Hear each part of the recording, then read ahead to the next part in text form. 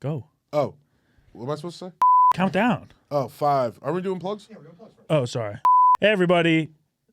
What am I saying? Hey, everybody. This is Morgan from the Big Hey, Humble. everybody. It's Matt from the Big Humble That's Podcast. Matt. Hey, everybody. I'm Matt from the Big Humble Podcast. Follow me at handsomemorgan.com. You're just taking all my bits. I didn't mean to do the .com.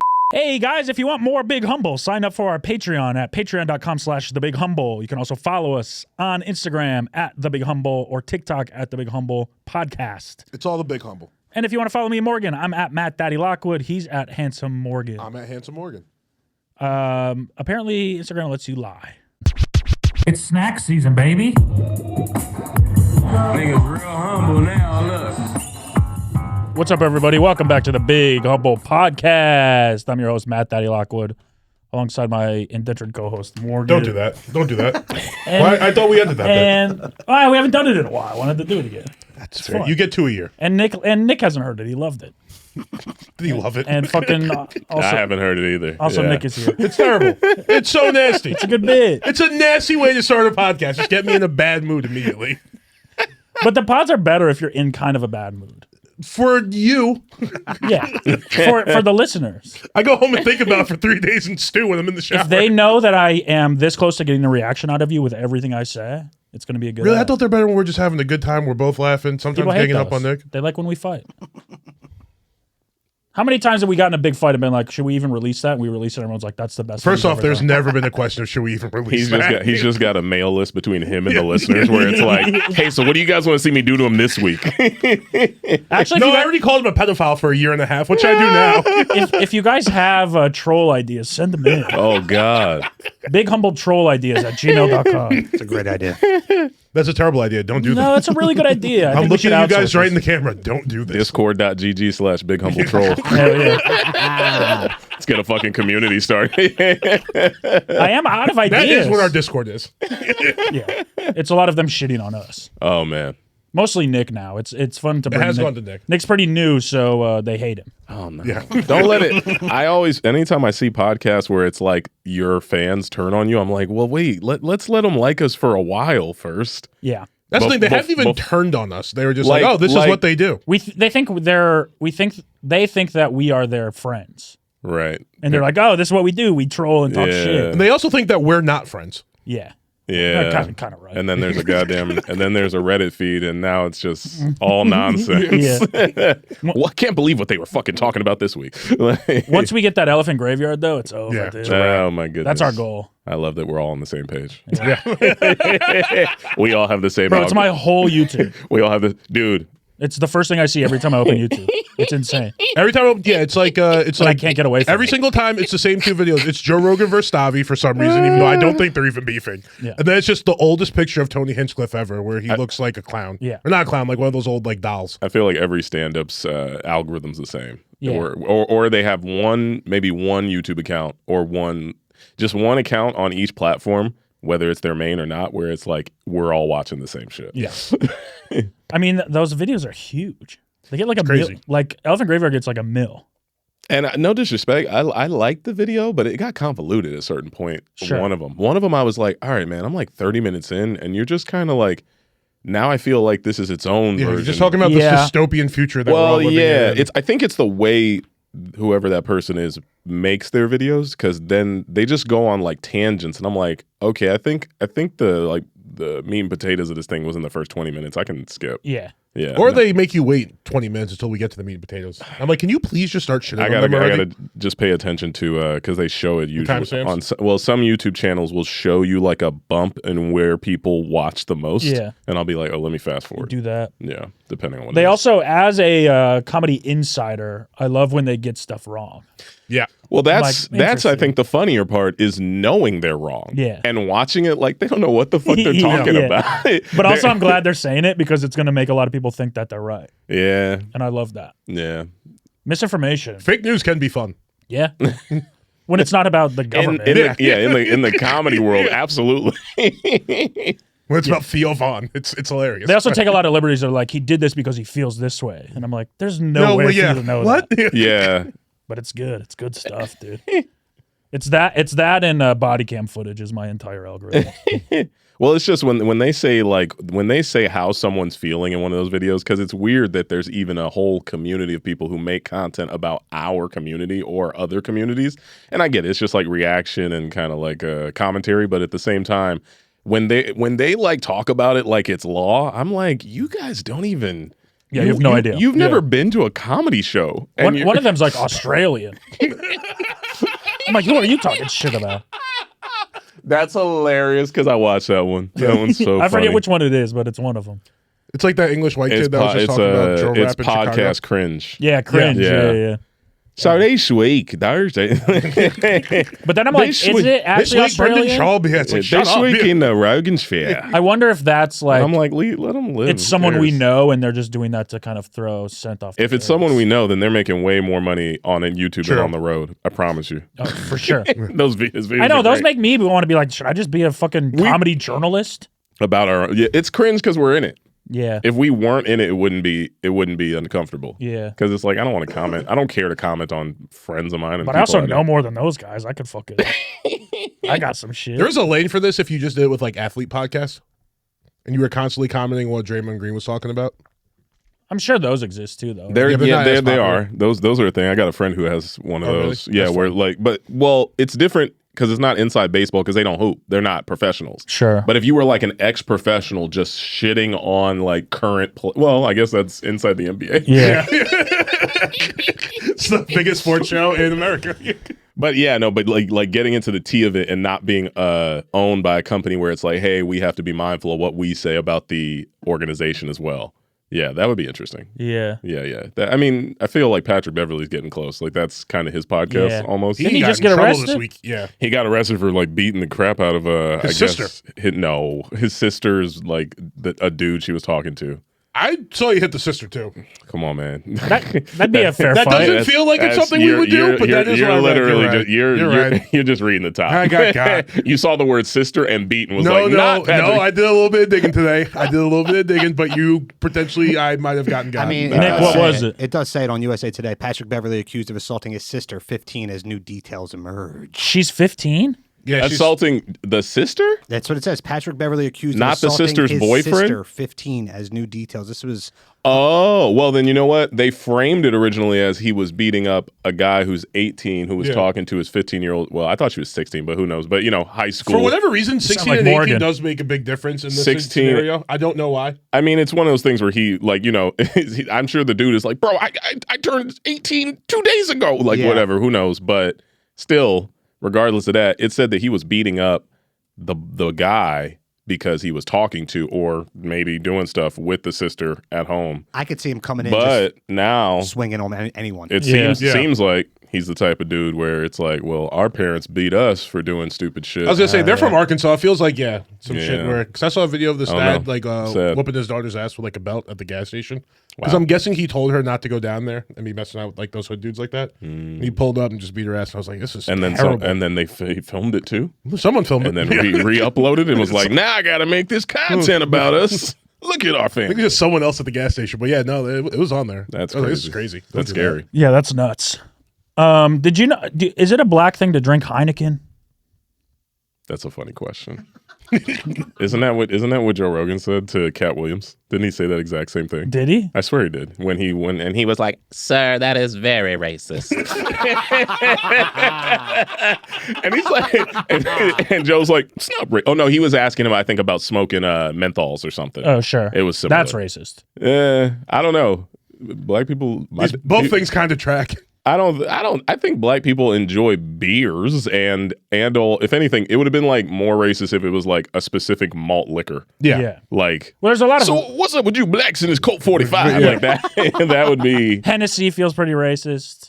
And hey, listen, I mean, Hennessy feels racist, but we have marketed it. Yeah, I think culturally in hip hop and same other with stuff. Sprite. Well, you know why that? No, Sprite's racist because all they do is hire black folks. Yeah, because Coca-Cola's for white folks. Yeah. And I never knew that they were owned by the same parent company. That's crazy. I used to think they were rivals, and then I didn't realize. Oh, Pepsi versus Coke. Sierra Mist 7-Up versus Sprite, or Sierra Mist, which they lost the name of that because they didn't re-up on their stupid trademark, so and some girl on TikTok owns it. That's the whole story. So funny. Yeah, if you type in Sierra Mist girl, she has a whole story time about how she got the trademark. They offered her millions for it back, and she was like, "Nah, I'm good." Because this is a funnier story. Crazy. And now it's Starry, yeah. Oh, yeah, Crazy. she took that as her name. Yeah, or that's what she was calling herself, you know? Yes. Like, it was like one of those things. It is a good hot girl name. Yeah. Yeah, for sure. Sierra Mist. Yeah, why not? Yeah, I can see it. It's a stripper name, for sure. My ex-wife, her name was Mountain Dew. Mountain Lockwood, but. Maiden name was Dew. Yeah, maiden name was Dew. What I want to say about Hennessy. Oh yeah, they the reason black people like Hennessy is because they did the work to reach out to the black community, when they came over from France. I think It's a French company. Yeah, I might be making that up. Hennessy. I might be making that part up, but whatever. Cognac, or it is French. But they they marketed to black people. They're the first company to hire a black CEO, a bunch of shit.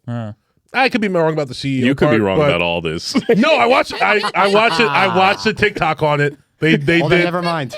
Thank you. Watching a TikTok's the new trust me, bro. I've seen it. Yeah. I know. And it was a dark skinned girl with braids, so I definitely believe her. Bro, there is something about a black woman on TikTok says anything. I'm like, that's true. Yeah, I mean, or just women, believe women. No, a lot of women. No. White girls be lying. You know the difference. Don't do that. White Don't do that. White girls did a whole trend on TikTok where they cried. The real tears, and then would stop and smile at the camera. Yeah, that's true. I remember that was creepy. That was terrifying. You can't trust them. That was rough. I mean, yeah, definitely. I mean, I definitely would trust a black woman's story over a white woman's. But then again, we have the girl who was lying about the baby on the train tracks however long ago. What is that? There's the story where the girl lied about how she saw a baby on either the freeway or some train tracks, and then she was like, the whole thing is that she lied about being kidnapped or something. And there was no baby, no kidnapping. Oh, I do kind of remember this. I do kind of remember this. Yeah. Carly Russell. And then it was just a whole thing about I guess getting back at her dude who just wanted to not be with her or something. Yeah, so she falsely reported being abducted after claiming she saw a toddler on the side of a highway in Alabama. She later admitted the entire story was a hoax and she had not been kidnapped and did not see a child. Yeah, I do recall this story. It was just Crazy. It was just stupid. It was one of those things where it was it was like a Jussie lie. Yeah. You know what's funny? Did you see that Netflix thing with him? Yeah, he's like, I'm still not lying. It's yeah, you are, bro. Oh, he's stuck to the story. My thing is that they did pull footage that it would make you go, like you don't know. Really? But he made the documentary, right? No, I don't know. I have no idea. Maybe. I think he made it. I think he's the EP on it. I feel like that is America's pastime is scamming. So if we're not lying about something, we're not being American. Or well, not all of us, but I'm just saying, in the sense of trying to get over to make money or in those scenarios, I don't know what it is. Grifting. Grifting is the biggest pastime. Not lying to people, but just putting yourself in a situation and people being like, but this isn't you. Oh yeah, it is. That's our new that's our thing. Sure. What? Who pictures of me from 20 years ago in a very provocative scenario? How dare you say I'm lying? That's not me. Yeah. I had a twin brother. He died. Where is he? I don't know. I would never suck off Bill Clinton. Yeah. Never call a man baba. No. Do you think a picture exists of that? I hope well, so. wait, is the picture that's out right now, which has been that I've been seeing AI doctored, where he's holding towards his Yeah, I've heard it's AI. I thought the picture was legit, and anything when it moves is AI, unless. But then again, no, it's probably. That's a very to come up with that picture in a 24 hours. Also, why have we never seen that? Yeah, that's what I was gonna say. Where Trump's holding Bill Clinton's dick. Yeah. That's. I don't know. I don't think he would have won 2016 if there was a picture. Well, do you think they finally are pushing AI on us because now they can say that the photo of Trump sucking off Bill Clinton is AI? I think it's just there's before, because we've had photos and video for 10 years of him and Epstein and whoever else hanging out. So none of that's new. It's just the Because if anything, that would be probably the furthest of him trying to deter an allegation. Like, whoa. Listen, I never sucked a dick. Like, whatever. I could see him doing that faster than he would be like defending pedophilia. Yeah, for sure. Yeah, like, for sure. Whoa, gay? Never. Yeah. That's not something I would, I don't know. But I mean, you just can't come back from those allegations. Which ones? Well, I feel like you can come back from the pedophile allegations because I feel like enough people in the government, like Bill Clinton, we've been saying he was on the island for years and no one's really given a fuck. Yeah. But one email alleges that Donald Trump might have sucked him off, and everyone's like, that definitely happened. Yeah. That guy sucked Bill Clinton's dick. We kind of got eased into Epstein's island. Also, I think it's just like we're holding the email at such a high value mark because we were also holding so many. Holding up like Hillary's emails is such a high value. That's fair. So my thing is, we could pull the whole like, people went straight to AI. They didn't want to waste time with Photoshop. Like, what happened to Photoshop? We stopped talking about Photoshop. Just went out the window. Yeah, it's gone. Yeah, so it's dead. Yeah, it's like Blockbuster. Yeah, now it's Canva Pro. I think the way we get Trump is we say that he was fucking little boys, and that'll make him come out and be like, "No, it was only girls." I would have a teeny tiny vaginas. I've never even seen a little boy. We can trap him. We can trap him with that. Get him to admit it all. He just told some reporter like in the last 24 hours to quiet Piggy. Yeah. Did we all? Jesus. She was asking him a question about Epstein. He goes, quiet. Was he right? Is that Matt? Still haven't seen her. She was off camera. Oh, you can't do it off camera. I know. Yeah, you do have to see a pig-like woman. Quiet, Piggy.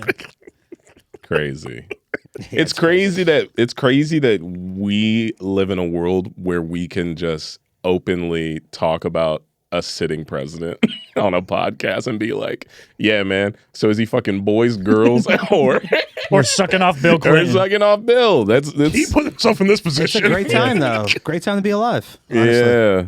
Reality TV's gone too far. He's the magnum opus of it. But here's the thing with him, too, and the Bill Clinton thing. It's not like it's just like a random rumor, like when a lot of people were saying Michelle Obama was a man. That was based on nothing. I don't. You know what I mean? That's what was it based on, Matt? No, that's just. I think it was based on her penis and her big arms. Look how strong that woman is. No woman's that strong. Blur me from this portion of the podcast. How did y'all go from saying I believe black women to shitting on black women? And because she's not a black woman. Her womanhood. Yeah. I didn't say I trust black men. No. Well, first off, I don't believe in that. But I'm just saying, though, it's crazy how like that rumor just came up out of nowhere and everyone was like, okay, whatever. Wait, let me hop in and say bad on you. Wrong. Okay. Terrible person. No. I don't support it. Say just kidding. I don't support lying to the country. Don't. I will say. I'm jokingly. Well, I'm seriously, but also doing it from the perspective of like those shits and gigs dudes when they were on Schultz and it was they didn't defend black women, their whole lives ended. So I defend black women. Fuck this honky. I don't like it, man. It just it depends on your definition of a woman. But I will say, fuck. What was I gonna say? As you fucking Birdman rub your hands. This is genuine as shit. Yeah. Here we go, baby. No, I mean this. I think with that that specific conspiracy theory, we're far enough removed that it's funny to believe it again. Which one? Like the Michelle Obama being a man. But that to me is not a conspiracy theory. That's racist people being like, she's not attractive enough to be a president's wife, so let's say she's a man instead. Like, is that what happened? I think that's really what happened. Well, I don't think she's ugly, but she's beautiful. But I don't think she's ugly either. I think all women are beautiful. Good. I don't think she's ugly at all. But I'm saying like racist people just immediately go to, oh, black president, cool, monkey president, monkey wife, blah blah blah, and it just starts. It just spirals into crazier, unnecessary stuff, like unprovoked, like the way that everyone was all upset about people cracking on Charlie Kirk, where I was like, I don't really care. But then at the same time, I've seen for the last 5 years, George Floyd memes, jokes, whatever you want. Here's what you're missing. Charlie Kirk wasn't on fentanyl. Yeah, he wasn't a drug addict. I don't know. He was just a man with a podcast, and that shouldn't be illegal. He was just asking questions. If George Floyd had a podcast, we wouldn't shit on him. Then he's a truth teller. I'm afraid to say things because in my brain I'm like, watch people take stuff out of context. I was gonna say I don't know a person who ain't on drugs strong enough to not let a bullet go all the way through your neck, but that's just me. That's just Nick. That motherfucker was on kryptonite. What we talking about? See, that's not funny though. Now my ticket sales are fucked. now my social media is fucked for what? Oh, brother, as soon as you stepped in here, it was a wrap. Yeah. This is not the place to come to sell tickets. We just like to have a good time. Y'all said y'all still getting your downloads up. We good now? How many views we got worried about? No, I'm playing. It is funny it kind of speaks to how like good of a president Obama was in a sense that the conspiracy theories were that he wasn't born in the United States and his wife is a man. Yeah, there was nothing like shitting on him. Oh, don't forget about the suit. Oh yeah, and he didn't wear a lapel on one of his things. It was tan. But my thing is, I don't feel like those are conspiracies. I feel like those are just like he shouldn't be our president because we hate the concept of a person of color being the president. So let's just lie and say things that are more than likely not true about him. Like a conspiracy to me is like a rabbit hole thing we go down. Like Donald Trump sucked off Bill Clinton. Sure, even that, but like very much like, him just not being from here. I'm like, that's not even a conspiracy. Yeah. It's like you guys, he has like just being racist. Well, not even as blanket as like, oh, have you seen his birth certificate? Be honest. Have we seen Trump's? Have we seen what's her name? What's the girl's name? The Russian order bride he loves? Melania. Ivanka. Yeah. Love is something like that. Pretty. I don't know if it's love. I don't know. or any of these pageant girls. The Kirk's ex-wife's supposed to be a pageant girl. JD Vance's new wife. Not his ex-wife. Yeah, his ex-wife. It's a widow. That's an ex-wife. They get divorced. She's out there. You don't have to get divorced to be an ex. Yeah, you do. No, you don't. You're a widow. There's a whole separate term for it. You start. Then how you get remarried? You start hugging up on somebody. Yeah, that's crazy. A month after I die, X me the fuck out. Fair enough. If you're part of the team that put together the hit on your still husband, have a wife. Yeah. That part's crazy. Yeah, but she's an immigrant wife. She's a brownie, so they don't like that. Yeah. If I get shot in the neck and you're hugging up on Donald Trump, I'm coming out the grave. I'm putting an end to this. Yeah, yo, yeah. It's me a motherfucking zombie. Especially if you at my funeral. No, excuse me, at my WrestleMania. Yeah. If you turn my fucking funeral to WrestleMania, I'm fucking sweet chin musicking you. What if it was, and you're kissing Donald Trump? What if it was me? If you were the president? No, if Abby was hugging up on me. That's different. Yeah, we love you. All right. Yeah. You're a close, dear personal friend of mine. Don't do any public podcasts anytime soon, buddy. We're going to stay in the basement for a while for your own fucking safety. Goddamn. Nah, people see this. You know why? Because even the ones that, and I mean, because I like you guys' pod. I think it's very funny, but also it's just the concept of our peers see it. It's one like maybe regardless of if it's getting notoriety and numbers, which I believe it will with time because you guys are hilarious. But at the end of the day, we know that's why I'm like I don't know how old are you? 35. 35. 36. 36. I'm 37. I feel like we're of the age demo where like Instagram to us is what TikTok is to the newest generation, where I actually take my time and consider what I post on Instagram because I'm like, everybody I know's on there. Yeah. Like, like, and it's weird. It feels like going to school with like a new outfit on or something, or like trying to. Oh, for sure. Like I'm like it's much more personal. Yeah. And I think millennials, I think Instagram is like our personal kind of like, I don't know, internet high school. TikTok is like the next generations. Facebook is like somebody above us, and then MySpace and all that stuff. But I say that from the perspective of like, I consider the shit I post on Instagram. Like if I look at a clip and I'm like, man, this like in my brain, I'm like, this shit sucks. But I'll post it everywhere else. Sure. Yeah. Like, not that it sucks. It's getting laughs. The jokes are good. But if I knew I had to share this with like someone who does comedy, I'd be like, I'm gonna see these people. Yeah. We do the same thing. Yeah, I mean, if something bombs on TikTok, I'm always like, yeah, whatever. But if something bombs on Instagram, I'm like, oh, this sucks. Yeah, Fuck. Yeah. Well, yeah, that one hurts. It's a weird connection, like a nostalgic connection that we have with like it's our coming of age internet platform. Even though I feel like I got on obviously MySpace, Facebook, but I remember like Twitter being something. But Twitter was so like I don't know, water cooler-ish in the sense of like community that I always looked at it like, oh, I'm spouting whatever into the ether, you know? Yeah. I'm saying this is for legitimately 6 people. Yeah, 6 people, and then 10 years later getting myself canceled. Yeah. But Instagram felt like personal because we were all sharing like photos when it first started. Right. It's like it was like to me millennials and maybe the back end of or the later Gen Zers like a cultural hub. And now because I look at TikTok and I'm like, I don't really give a shit what I post on TikTok. If it goes viral, thank God, you know. But and if it goes viral, it doesn't matter as much as Instagram. Yeah, it doesn't translate to anything else. Well, no, I think. Well, what do you mean, like in the sense of like marketing, or just in terms of like followers? Like your followers on Instagram don't matter as much as your followers on TikTok as a stand-up. I think it depends. I think if you're on.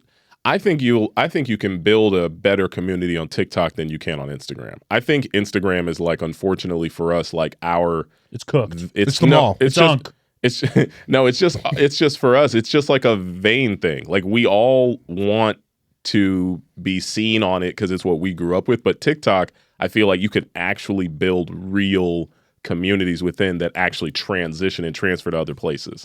I mean, I've seen it with like Matt Rife. I've seen it with like Morgan J. I've seen it with whoever else, and not just comics. Madison Ray. Yeah, Madison Beer. Madison Beer. The D'Amelios. I literally, but no, seriously. Yeah. But I do no. I like. I don't know something. You know what it is, because I think everyone on TikTok's rooting for you, and we all know that everyone on Instagram is like, I hope they fail. Yeah, preying on your downfall. I think that's why the Instagram likes mean more, because you know they don't want to like this; they just have to give it up. Yeah, something like that. I like TikTok. You know what it is though? I feel like TikTok, you'll like it, and it won't like you. That's how I feel about that platform. Like when I want to post, like I'll do way better on. My metrics on obviously Instagram. I have maybe 100,000 more followers on Instagram, but people on my Instagram are more supportive. People who go through my TikTok are just like, okay, whatever. Yeah, all right, that's cool. Or they're, like I think like I get more support on Instagram. I get more kind of just like passive people on TikTok, and then I get judgment in like YouTube Shorts. YouTube is most judgmental. Yeah. But we love it. Well, it's funny because YouTube's my favorite platform because that's where I started in the sense of putting anything up on the internet. But I'm not even considering YouTube commenters. I'm thinking about just the Shorts feed, because on Shorts they just go through and they're just like, I had a guy recently comment on like a fucking random crowd work clip, and like there's laughs, it's all there, but he's like, this guy's got something. There's something there, but I just didn't. He didn't get it all the way through, and I'm like, "Hey, shut the fuck up!" What are you talking about? I'm like, "Shut the fuck up and hit like and leave." Yeah. That's all you got to do. Yeah. Or if you care enough, go to the next step and find the page where I have long-stand content. Yeah. Which is funny, but I don't know. I will say TikTok has always been in terms of comments, it's always been the nicest to us. Yeah, well, I think it's because it's the younger generation and they want everyone to feel good. And they're very progressive. But you know where they're not nice, but it's also a young generation's platform? Snapchat. I don't know if you guys even use it. No, I haven't used Snapchat since 2018. So I stopped using it when Instagram stole everything from it and turned it, basically copied and pasted and made stories and all that. But I went back to it in the last like 2 years. Same with me understanding Reddit for once. Sure. Which is funny because I made a Reddit account back in like 2011, never used it until like 2023. and there's actually like in the sense of stand-ups, I think it's a good spot to put your stuff because Reddit is the only platform that's still anti-algorithm. It's ran by real people who are on Reddit and moderators. Moderators are kind of like their algorithm, and they're cringe because like they'll judge some of your clips for no fucking reason and be like, this doesn't abide by our rules and pull it. But there are a few pages where you can actually post your stand-up clips, whether it's like written jokes, crowd work, or whatever the fuck, and like I had like one get like 180,000 views, and I was like, oh shit. And you know, Reddit, and also they're like adults. Like Reddits are just like grown people who are just communicating about everything. Yeah. And then there are and always good opinions. and definitely not the most annoying people on earth. There's the dark side, but like they'll go out of their way to critique you, but they're not stupid enough to act like that they know better than you because they know they don't do comedy.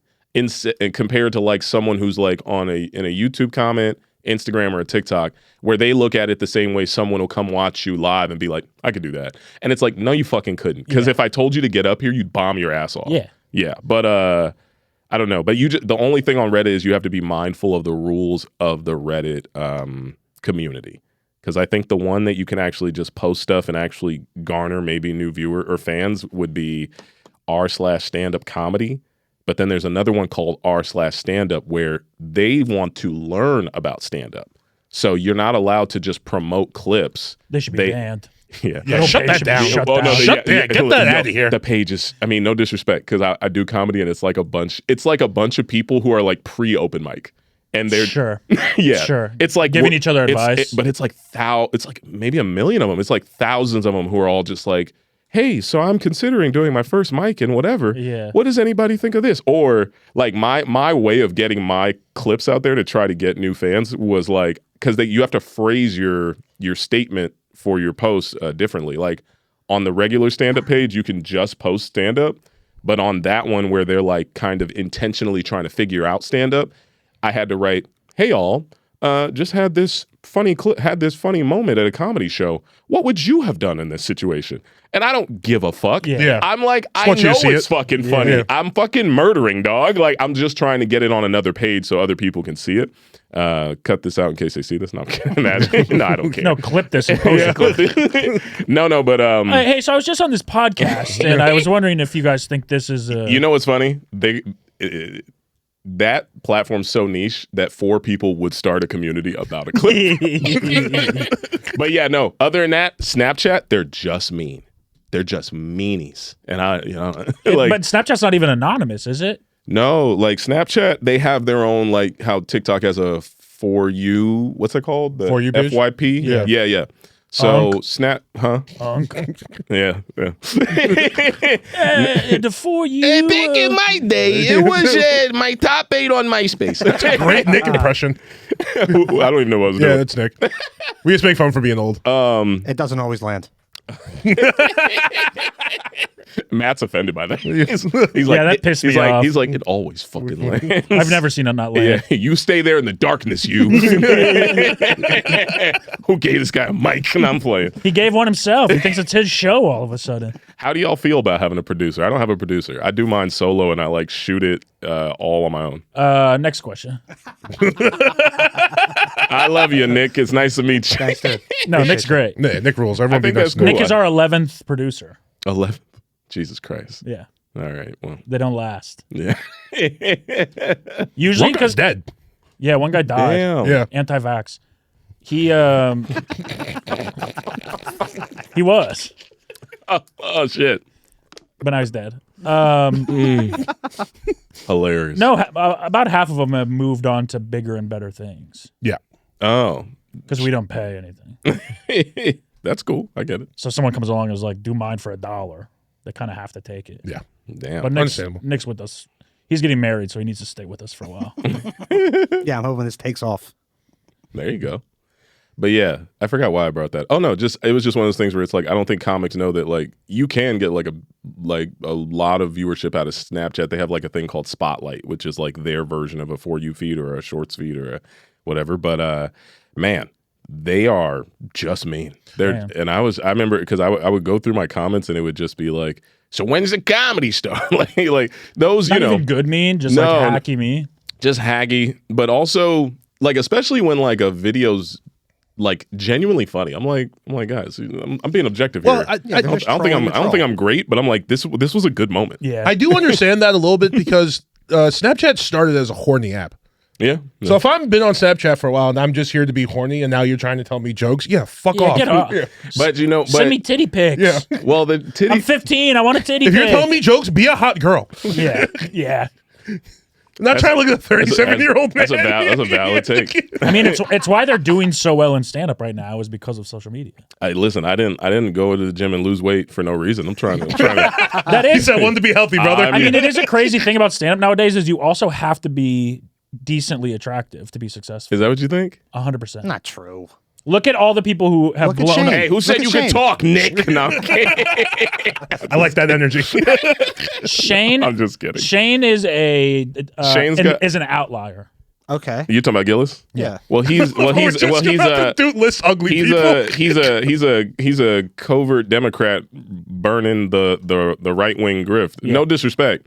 I say that because did you just see he just did a stadium for going up before like a country singer or something. Morgan Wallen. No, Luke Bryan. Luke Bryan, yeah. It was like a lib country singer. Well, Zach Bryan. Oh, is he? Zach Bryan, yeah, you're right. Is he liberal? Zach Bryan is, yeah. I'm not being negative towards Shane. I think he's very, very funny. I haven't met him in person, but I know Matt McCusker. He's a cool dude. But no. I only say that because because we all watch the channels that talk about the stand-up, and the stand-up channels talk about how Shane is one of the few dudes who it's like he's not necessarily red or whatever, right wing, red pill, any of that stuff, but he gets put in those categories. Mm-hmm. And I know he does it for his own benefit. Listen, he takes advantage of it. But I don't think it's even grifting. He's just like, well, they're just giving me money. Yeah, if they're going to throw me in this category and I can get paid from it. He doesn't say anything he doesn't believe. Yeah. Yeah, he's also like, this is funny. Yeah, it is kind of funny. Also, and then it's also like spokesperson for Bud Light, which is like we know what's going on, but like the bag had to be amazing. Oh, yeah. It's incredible. Yeah. His life is sponsored by a company. Yeah. I mean, his lifestyle for getting too drunk with the homies. Like listen. What a dream. If Hennessy randomly sees this and we're too tipsy off of Hennessy, where's the Henny? Well, I tried to bring some down. They said it was racist. I feel like, is it Hennessy and Crown Royale? Is that I feel like black. Crown's pretty black. Yeah. Is it? But it's because of the colors in the purple bag. sack. Yeah. It's like a Lakers game or something. It's like one of those lights that attracts bugs. Also, I apologize. I feel like we just started rambling. Is this all we do on your pod, or did you guys have like something that you wanted to do? No, I don't want to impose. This is perfect. Yeah. Yeah, I'm enjoying it. We'll get started in a minute. No. Yeah, we still have to introduce you. I thought about that. I thought about that like 30 seconds in, and then like 3 minutes, and I was like, all right, fuck it. And I was like, oh, wait, we definitely have to do this. Matt, if you'd be so kind. We're here with our special guest today, JD Witherspoon. Yeah, baby. Now, Nick, if you could just cut that and put it at the beginning. Right there. Yeah. Put it right before we start. So, JD, I have a couple questions for you. Oh, God. Now we have questions? No, I'm kidding. So you're a stand-up, a host, a voice actor, a content creator. Now, let me ask you, when you shift between all these forms, what part of your creativity stays the same and what part has to transform? Hey, GPT, can you answer? Because you don't read the questions verbatim, you dingus. You take them and then you humanize them somehow. My bit was gonna be because you're pretty anti-AI. Am I? Would you say? I in the sense of like for like creative forums, sure. I think you can use it as a tool to help you like Google shit. Sure. That's okay. Well, I was going to ask you 5 AI questions. Go for it. And then be like, so weren't those good questions? Then you'd be like, yeah. And I'd be like, gotcha. He immediately was like, stop this. He knew right away. You stop talking like yourself 2 seconds into that rate. So, JD. Have you ever done the voice to text and it doesn't understand you, so you have to start talking like it? I do that because like, literally I'll be like, hey Siri, what's the weather today? What? Hey Siri, what is the weather tonight? Yeah. Like you start talking like that. It's just a professional voice I like to use. Mm-hmm. It's working. So you grew up around one of the most iconic comedic voices ever. Yeah. But your comedy feels distinctly your own. Yeah. Was there a moment where you realized, okay, this is my lane, and what helped you carve out that identity?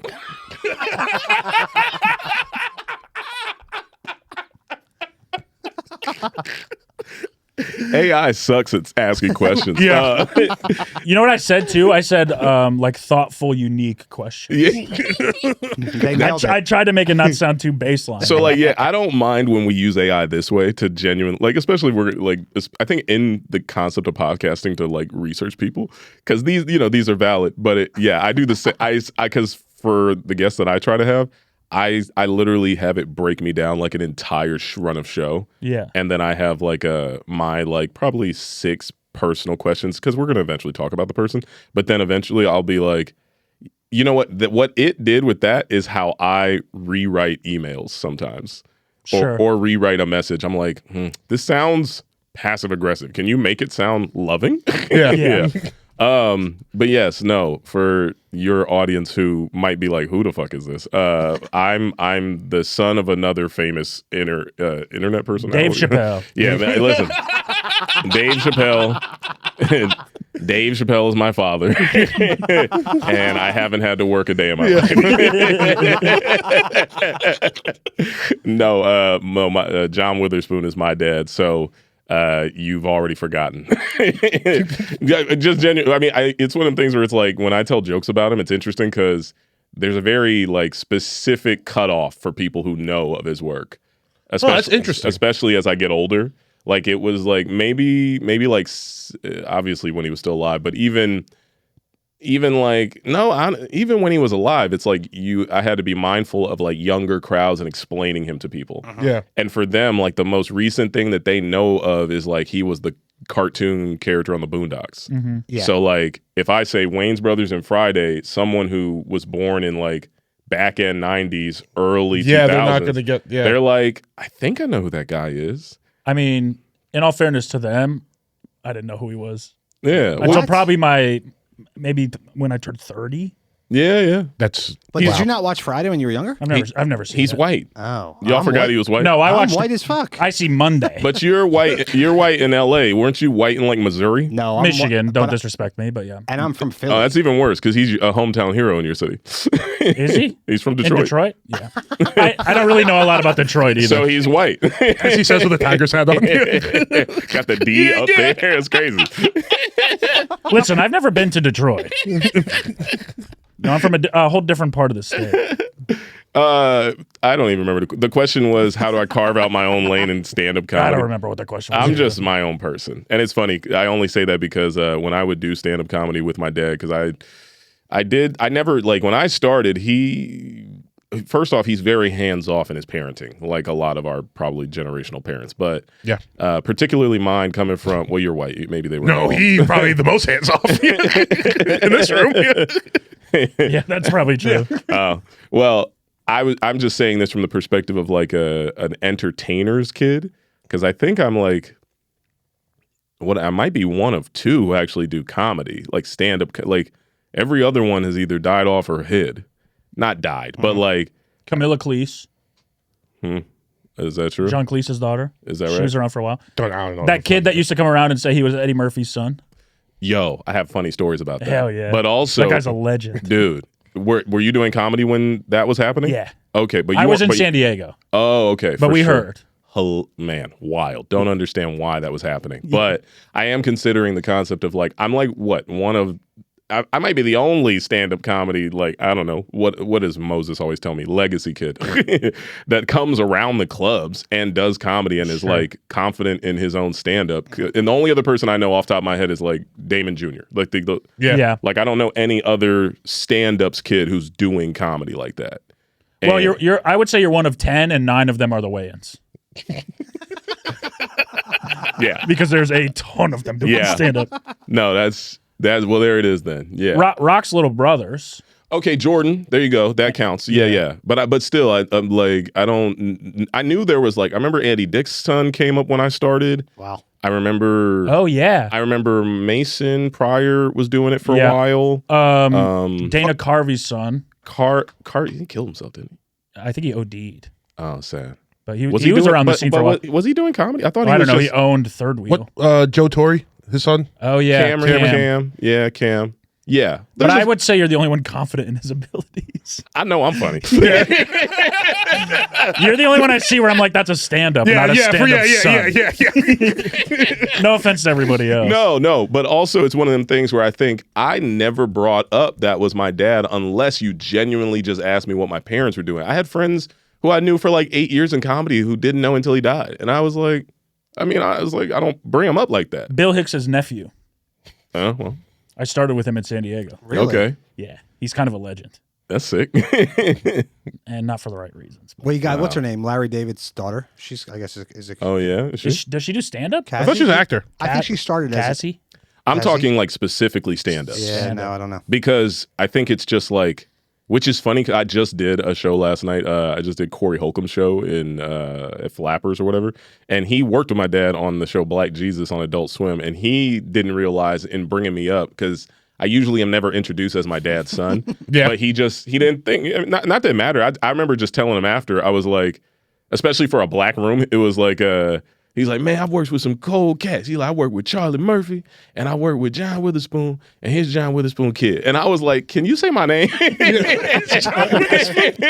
And I don't mind that. It just flips my set where I have to acknowledge the fact that you brought up my dad now, and I usually sometimes, most times use that as like a closer joke.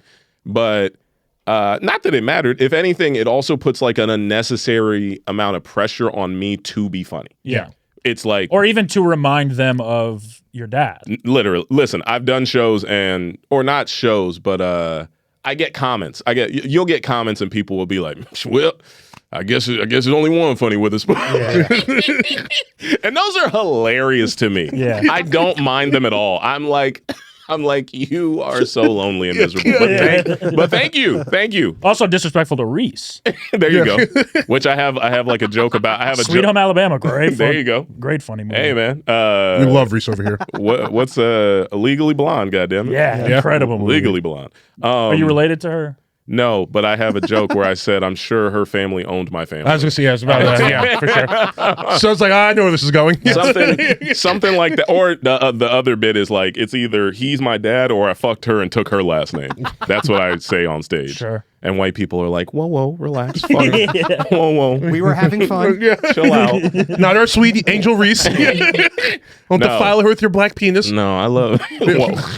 That's how they think. Yeah. I've heard you say that. I didn't before. like that. I heard you say that before. I've heard you say that. You don't defile her with your black penis? Yeah. I've said it to you. Defile. But yeah, no. Kevin Farley. He has a kid? No, Kevin Farley is Chris Farley's brother. Brother. Yeah. That's true. I remember seeing him at the Laugh Factory. First weekend I ever did was with him. Really? Yeah, miserable experience. Absolutely miserable. That's got to be That's got to be tough. I have never been, and it was only it was probably regular, but it was miserable because it was the first time I'd ever done anything with a famous person or like a famous weekend person's at a brother. club. Yeah, first time doing anything with a famous person's brother.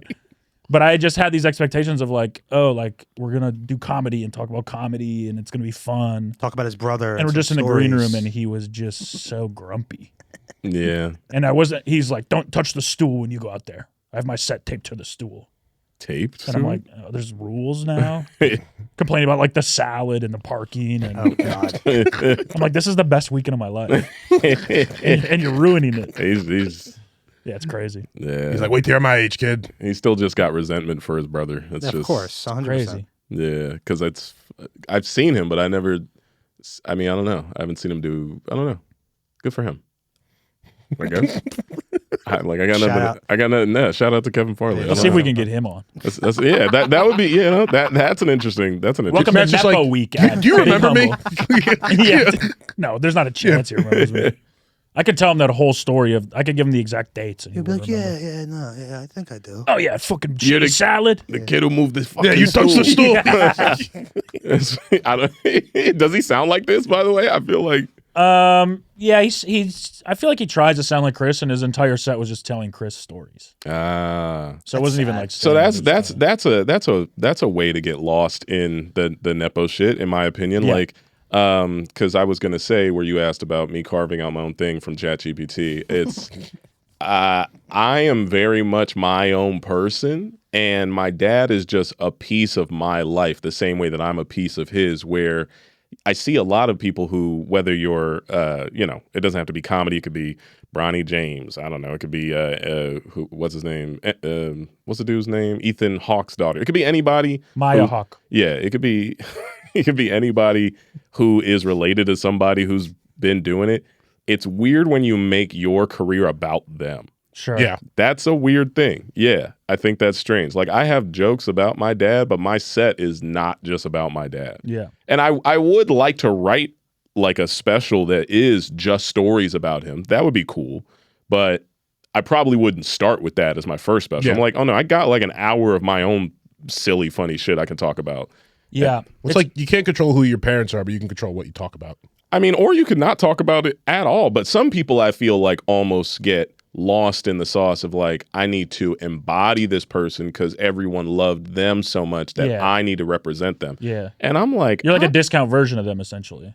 Listen, you can't be them. That's what my thing is, especially in stand-up, because, I think sometimes you can just get lost in the appeal of, oh, people only like me when I talk about the person they know. And it's like, well, you need to become the person they learn and figure out and find out about. Like you trying to like do a goddamn cosplay of what they remember. They can go watch the films or the TV shows or the skits or whatever, But I think about that with like, I don't know many stand-ups who have done that or do that, but it's just like having your own identity is what matters. And I remember my dad being like, I think, or not just my dad. I remember when I meet people and I tell them that I'm my dad and they see me do comedy, they're like, "Oh, that's really cool, man. You don't remind me of him at all." And I'm like, "Good." Yeah. Yeah. I don't. That's what you want. I shouldn't have to. I should be able to be my own person. If I want to tell jokes about him and pay homage, but not make it about him. Right. Like he's dead. So why the fuck? I don't have to do that. Even just like talking about him, it's like I have jokes about my dad. Yeah, that's the thing. It's not any different. It's just people happen to know your dad. Yeah. Kind of more personally. And that just depends on the crowd, because sometimes I will pull the concept of who he is away from my material if I'm already reading the room as, oh, this room's too young. They don't even know who I'm talking about. Yeah. And then they'll just become dad jokes. Yeah. Yeah. Like, because sometimes I've done shows where I'm like, okay, I'm talking about him. I'm sounding like him because I can, impersonate and sound like him. So you'd be doing like a spot on impersonation. They're like, they have no idea how good this is right now. Yeah. If nothing, yeah. And if everyone's just like intentionally listening, I'm like, oh, this is just a dad joke right now. Yeah. Because people will start laughing once they start figuring it out. And that's why I have like a connecting moment where I explain who he is after doing a joke about him, which doesn't allude to who he is yet. And if the crowd has not kind of tapped in, I'm like, we just need to finish the set. Because it's like, if anything, it's like trying to, I don't know, tell a kid like, man, you never played the Super Nintendo. It's like, they're like, yeah, I'm going to just play my Switch. Like I don't care. Yeah. Yeah, I would love to see you go to my hometown and see if any of them know who your dad was. In Michigan? Yeah. Where were you in Michigan? Grand Rapids, but more specifically Hudsonville. Okay, I did Royal Oak, Michigan. That's Detroit still. Is it still technically? I'm 3 hours away from Detroit. Yeah. I mean, I feel like East Coast people really know him. I feel like I think it just depends on the demo. I just don't. I would put money down that an overwhelming majority of my high school friends have never seen Friday. Yeah, that's true. There's certain pockets of areas that just, because I would tell my dad that I would like, because it's funny, as he got older, he would be. He would think that and it's funny, I just saw this in Eddie Murphy's documentary where they talk about the height of your fame and not being able to go out in public. And my dad would behave like before he even passed away, like within that year, he'd be like, oh, brother, I can't go to the mall. They're gonna chase me down. And I'd be like, Dad. Do you know who's at the mall right now? I was like, and it's not like it's over. It's more like, yes, you could be recognized by a few people. Absolutely. It will never be the way it was in like 96 to 2000. Yeah. And it's funny because even Eddie was talking about that in his doc where he said, I think he was hanging out with somebody and they invited him to lunch. And he's like, oh, I can't go to lunch. I don't have any security on me. And he's like, nah, it's about a few blocks. We'll just go. And he said like, this was like a decade after he had done Raw and Daddy Daycare. Yeah. And it just like, past the 80s high of not that he wasn't big in the 90s, but it was like somewhere in the mid 90s where he said, "Oh, all the girls who used to chase me are moms now." Yeah. like I don't have to worry about being rushed down. Like, oh, okay, this is different. Cool. Yeah. There's something that you said about East Coast thing. Because like I went to a very white high school, and 100% all of my white friends in high school know who your dad was. Oh, yeah. Between Friday and like the Wayans brothers, like, you know what I mean? I think it depends too, and also just maybe the cities you grow up in. Like it's almost kind of like the markets we have to sell to for stand up. Like a lot of people in LA know of him because Friday is like a culturally well-known Los Angeles West Coast movie, and then like East Coasters know him from other stuff too. But I mean, I don't know. There's a lot of people. There's a lot of people all over who knew him. I don't know. Did he ever do a VeggieTales movie? Not that I know of. Yeah, maybe that's why I didn't know. But also But also, what a movie! That'd be incredible. I see Larry the Cucumber in public. I know that guy. You know what's funny? I'm rushing that guy. He did do a movie which I don't know if you guys had ever seen. He was in a movie called Attack of the Killer Tomatoes. I've heard of it. Yeah, so that's like an 80s movie. 1978, yeah, wow. 1970. Yeah, that's where it probably started. I don't know which one he's in, but he's in one of them, and it's like a movie about literally like what I just said. Tomatoes that are from outer space that kill people. Sure. The budgets on these films, I guess they had it. Yeah. But no, but you just said VeggieTales, and I was like, well, he's in a movie with a tomato. So he got close. Yeah, close enough. Bob the Tomato. I fucking loved VeggieTales, bro. I got nothing for you, man. Never seen Somebody it. bought it, and now it's secular. Oh, no. Is it like... It used to be Bible stories. Oh, really? But reenacted with CGI. And now they realize they could get way more money if they don't talk about Jesus? Mm-hmm. Wow. Well, marketing. Lost the plot. Lost the plot. Some of their songs still go hard, though. Oh. They had Larry Boy, the superhero. I was going to say, which is, because you mentioned the dude who was the Eddie Murphy son dude. Oh, yeah. I don't know him personally, and I don't think I ever personally met him, but I was, in like 2011 or something, the manager of, I don't know if it was his manager, but it was definitely Pryor's kids, Mason's manager at the time, was trying to pitch me on doing a Sons of Comedy tour. Wow. And it was supposed to be me, Mason, Valid, and then Brando. And I'm thinking like, oh yeah, that kid, I'd like, wow, Eddie Murphy's son. Sound just like him, look just like him, kind of funny. And I was not going to do it because I was just like, well, I don't want to start stand-up and just make it harder for myself as the son of somebody. Yeah. But it was weird because they were talking about doing a tour out of one building in the Valley where we would just have like a weekly show. I'm like, dude, it's like a residency. Yeah, that's not a tour. No.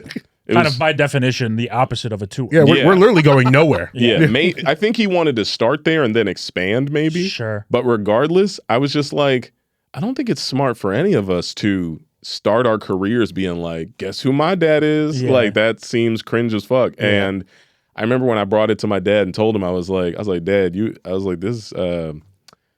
this guy told me about this thing, and then he's like, well, brother, let me see the paperwork. And then I was like, okay. and then I was like, yeah, I don't think I'm gonna do it. He's like, you better not do it, brother. You don't need to be doing stand-up saying that try and be me. You gotta be you. And also, I'm probably the only one who can actually do a good impression of my dad. I mean, so it's crazy. But I have a pretty good one, but they told me not to do it. Yeah. Don't give it a try. Well, no one knows your dad, okay, VeggieTales boy? No, of your dad. Oh, of me? Of your dad. Go for it. That sounds funny. Nah, it's going to be so bad. I can't do it. Do it. Yeah, we know how it's going to sound. Instead, I'm going to drink from this empty water bottle.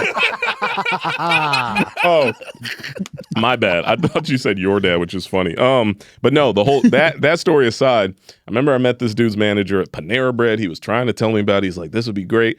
I wasn't deep enough into my stand-up routine to even have enough time for a weekly show. I was like, I'm gonna just tell the same fucking 5 minutes every week. Yeah. I'm like a year and a half in. No. And also it was like there was like terrible in the agreement stuff about rights and IP and all this other shit. And I was just like, no, because one, this is not gonna. I was like, this feels sketchy, and two, nah, I don't want people to like only come see me because of my dad. That's just fucking stupid. Sure. It's like a bait and switch. What's the point? But I did not know dude who's Eddie Murphy's kid was not Eddie Murphy's kid. Yeah. So I'm sitting there. He's got a big old mustache like him. His whole set is like, man, let me tell you, the whole thing. He's like, JD, we gotta do this, baby. It's like he used to come here and just ask to get up because he was Eddie Murphy's son. You know who my dad is? Like, He used to just come here and be like, I'm Eddie Murphy's son. Is this the first black? Do you know who my dad is? Yeah. That's crazy. That's a crazy. It's not even his dad. Yeah, it's not even his dad. Bro, but my thing is like, what a grift. Yeah. Especially It's American as fuck. Well, especially to have to get it to the point where Eddie Murphy had to speak on it. That's what I remember. Well, how did he get caught? It's probably online, but I remember someone saying something about him to Eddie Murphy, and Eddie Murphy was like, "That ain't my kid. I don't know who that kid is. That kid, it can't get nothing to do with me. I don't know how to do an Eddie. I can do an Eddie Murphy. That was if I try. good. That was pretty good. That's all I know. I can do voices and impressions, and I voice act, and I'm capable of doing my dad, and I like telling jokes about him, but I don't. I used to do a lot of impressions in my set. I cut them out because I felt like I was getting lost in my own material, where you don't know anything about me. You just know all the people I'm capable of sounding like. And I was like, I don't want to do that. Sure. Yeah. Unless it's like very funny and it's like easy and like a quick, like, because it's very like impressions are fun and they're surface level. So crowds are always going to laugh at them if you're good at it. But you can definitely, and it's funny because that's where majority of every stand-up comic from the OG days started. Like Eddie has talked about, hey, he was like, I was just doing a bunch of other people's things until I figured out my personality. But yeah, I think like year 5 or something, I was like, damn, you have like 20 minutes of material and it's like 18 minutes about everyone but yourself. It was like, I was like, we're gonna have to lock in. I just do one impression. I'm only good at one impression. Is it my dad? No, it's Michael Richards at the Laugh Factory. Let's hear It's it. the only one I'm. I was like, JD, don't ask any questions about this. It's the only You're one gonna I'm be good disappointed. Yo, I heard he's back. I heard he's doing stand-up. He's doing like a one-man show. That's kind of what needs to More happen. like a one-word show. And Klansmen and Klan members are paying for it by the dozen. Well, he wrote a book. About that one night? No, it was about his life in Seinfeld, and then it kind of cut off right before that. Well, that's smart. Like then in 2005, nothing else happened. Yeah. Man, that was And then I 05? took I some time think it off. was a little later. No, it was a little later because the YouTube was out. Yeah. Yeah, or maybe YouTube was out like 05. It was pretty early. It was like though. early 20-aughts, early 2010s. It was like, was it 2008 to 9? November 2006. What? Yeah. Damn, that's before I did stand up. That was crazy. high school. For You know me. who was hosting the show? Who was it? Fraser Smith. Hell yeah. He goes on. You can in the video you see him go on stage and take the mic and be like, "Well, everybody, calm down a little bit," like Oh trying to my rein him God. That was in. crazy. Oh man, where is Fraser? I got to get him on my pod. That sounds Incredible. hilarious. Yeah. Did the super pussy joke right after? And Fraser is such a good guy. That's so unnecessary to ruin the night. Fraser doesn't deserve that. No. You know, everyone was Damn. probably having such a nice time. Man, Well, I guess those people in the audience weren't. Yeah, not those I people. bet the show was really good up until that point. Because I remember seeing that clip and being like, whoa. And I wasn't doing comedy and I was just thinking to myself, what? I was like, does he not realize the joke's not landing? Yeah. Like, I was like, Really doubling down. yeah, like the moment the guy called him out, calling the guy that word, not gonna make the guy laugh any harder. Yeah. Like that made me laugh. I remember watching it and my first thought was like, well, what did the guy do? Well, what did that guy say to him? Was he resisting or something? You know, what the fuck? I do remember there was one night in the back, there's a picture of Michael Richards in the hallway, his headshot, where all the headshots are. You gotta get that taken down. I saw this girl, this like cute girl go up and take a picture with that picture. And I was like, are you taking a picture with Michael Richards? She's like, yeah, I love him. And I was like, do you know about the thing? She's like, I only know him from that. She had no idea. She had never heard it. Oh, Wow. I believe that. Isn't that crazy? So Really? I had to explain to her what happened. Oh yeah, no, I believe that. Listen, there's a lot of So white How people. horrified was she? She was like, yeah, I can't believe that. I can't believe he did that. I think Like, she was oh, well, Australian here's the or video. something. Yeah. I haven't seen it. I can't believe she stopped watching Seinfeld after that. No I'm way. sure she was like, I need to calm down with my. I haven't stopped watching Seinfeld after that. I need to calm down with my feel good show. Let me get this Not episode like up. Michael Richards ruined Kramer for me. Separate the artist from the come on. arts. Exactly. I mean, Jerry's also a bad guy. Yeah. Hey, he dates those young women. Okay, but he does real bad things. He didn't hug Kesha. You gotta hug Kesha, Jerry. Oh, yeah. You gotta hug Kesha. Yeah. No, I thanks. forgot. What are you doing? Yeah, he was like, no thanks. Yeah, he goes, no thanks. And she was like, really? But no, no. Yeah, he goes, no. I'm good, thank you. And then he went on his rant about cancel culture, and I was like, "You do clean comedy. What are we talking about? What? You do clean comedy and you're a billionaire. Shut the fuck up. I know, but I'm white. I need to complain. What? Airplane peanuts, whatever he talks about. Oh, Jerry.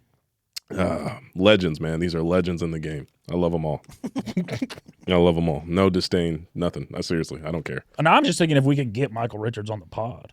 Well, he is doing a limited California run, so he may need the plug. I feel like you could. That'd be so sick. Yeah. And then I mean, that'd be the top get of all time. Yeah. But then it's like, do you ask him about him or do you like be no, like? we go right No, into first it. question is, So I what think were we you do thinking? 45 minutes on what was it like to be Kramer on Seinfeld. Then we'd be like, so really, Michael? the real reason we're here. There's a big elephant I in this pull room. my ChatGPT questions. You know, it'd be actually great if we got the people that he yelled at too. We brought them in at the end. What do you mean, the people? The people he yelled at, two people yelled at in the audience. Yeah. All right, if you want to find them. Yeah. If you do track him down and get him in the same room, the guy's like, I told you it was on site, motherfucker. Yeah, exactly. Beats in 70-year-old Let's Michael get these Richards. fucking numbers up. Some crossfire shit. Crossfire. Ooh, that was such a sick commercial. Crossfire. I was so good at that. You had it? I never got Crossfire. You never had one. Were your guys' sideways? The weird part about him leaning into this is like it's a grift within a grift. Yes. Because he's so progressive off camera. Yeah. Shut the fuck up, dude. Is that part of this bit? Like y'all should have told me. No, I didn't get any prep notes. That's how he gets away with it. That is the bit. They all know. That's why I haven't beat his ass. Are you also gonna start a GoFundMe this week to get to Texas? I might. I don't trust Gavin Newsom. Yeah, he's scared of Gavin Newsom. Funniest part about that is he's scared of the governor here, so he moved to the state with the governor's in a wheelchair. Yeah. He's like, this guy can't be too helpful. Exactly. Him He up. can't hurt me. Hilarious. No, the key to getting away with saying racist stuff I don't need to know it. is to be. He's like, please stop giving these secrets out. I've already lived it. It's to be like actually not racist. Oh yeah, You know. and just be undercover. Because if people think you're racist and you say racist stuff, then people are like, that guy's fucking racist. Mm-hmm. Well, to bring it back to Shane, that's kind of how they get away with it. Because their two producers are black. Matt's wife is black. Yeah, of course. You know what I mean? Yeah, of course. And Yeah, that's you like- just keep a circle of Negroes around you. So Well, that's that, how- Well, no, but if everyone feels that everyone's in on the joke. Well, I mean, that's All right. I mean, look at Howard Stern. That's what Howard did for years. I mean, that's how oh he yeah, got away with it. Rob. Yeah. Oh, Robin is his. Robin Robin plays- is his Uno reverse card Yeah, for yeah. sure. She's a woman and she's black. I would never do something like that. course. Robin, you talk next. Exactly. It works though. I mean, it worked for him. It still works. That sucks, man. I hate racism. Why do you guys do this? I also hate racism. I don't know if you do. I mean, I wouldn't have a career without it, but it is. Would I trade that? You know, Is there a white comic out there who has a career without tiptoeing the line on racism? Yeah, Gary Owen. No. Now, low key, I like Gary. I think he's very funny. But the way he did his wife is kind of racist. It's kind of fucked up. What? I don't know. It's his personal life to talk about. If I ever had a podcast with him, I would ask him about it. I'd be like, because he makes jokes about it. Is she black? Yeah. Okay. Have you seen Gary Owen? I've seen him do stand up. I've never heard him talk about his wife. You as a comic should know more about these comedians and get out of Grand Rapids. I don't like comedy that much. I don't really watch it. I watch don't- Body Cam. You don't like white comics, is what I'm hearing. No, I never really watched. Also, you watching body camera footage for fun is not cool. I don't think it's cool. Yeah, you do. No, it's the Yeah, you fucking. do. It's the algorithm I'm sucked into and now addicted to. It's the dream you didn't get to pursue. I'll be honest, it's not too late. That's the only reason Matt hasn't joined ICE is because they don't have body He cams. fucking wears a VR while he watches it. How, Get on the fucking ground. Get on it. Get on it. do I get away with saying more racist stuff here or as a cop? Definitely as a cop. Yeah. I think it's pretty close. I mean, unless you want to be a successful podcaster, in which case, let it fly. yeah, Why you giggle like that? because you got me excited about being successful. Said money, you say? No, I don't think he's racist. I just think the way him and his wife broke up was kind of fucked up. That's all. Oh. What did you do something bad? Well, you said sister. He cheated on her, dude. And like it was, but I don't know. It's It's just definitely fucked up, but it's not like as fuck. I don't know. I feel like that's most how.